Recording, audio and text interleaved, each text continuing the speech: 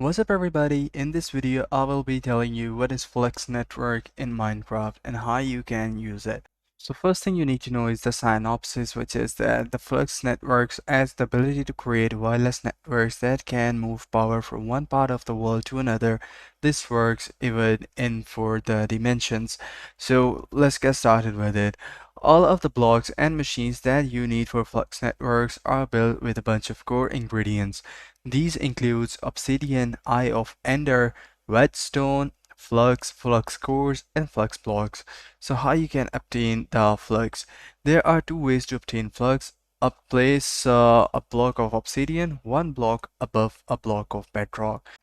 In Sky Factory 4, you can find bedrock easiest in the end, though you can also find it at the bottom of the nether.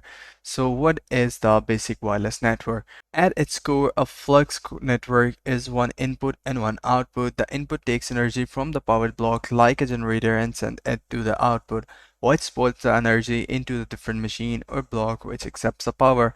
So the input in the system is called flux plug and the output of the network is called flux point. So that's pretty much it. I hope you find this video helpful. If you do, please consider subscribing to the channel. Take care. Bye bye.